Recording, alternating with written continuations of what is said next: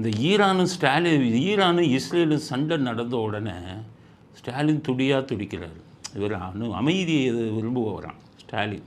ஊர் ஏமாத்துறது, அமைதியை விரும்பும் லட்சணத்தை பார்த்தா தெரியாது, அமைதியை விரும்புகிறவரான்.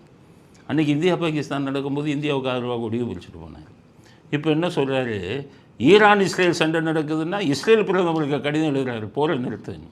இப்போ என்ன சொல்கிறாரு, போரை மாய்ப்போம் மனிதத்தை காப்போம் அப்படின்னு ஒரு பேச்சு விட்டுருக்காரு.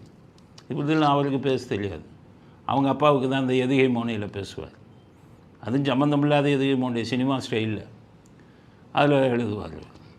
அதனால் இவருக்கு அந்த இந்த கருணாநிதி டிவியில் வேலை பார்க்குறவங்க தான் எழுதி கொடுக்குறாங்க.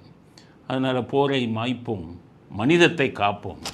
போரே வேணாமா, அவர் மனிதர்களை காக்கணுமா.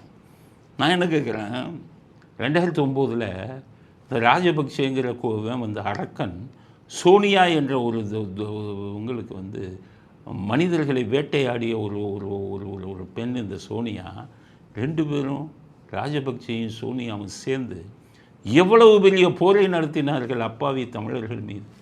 1.5 லட்சம் தமிழர்களை கொன்னாங்களே.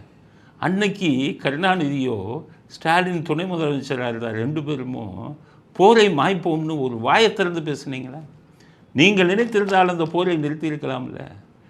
சோனியா காந்திக்கு கொடுத்த ஆதரவை வாபஸ் வாங்குறேன்னு சொல்லியிருந்தா போரே நடந்திருக்காது.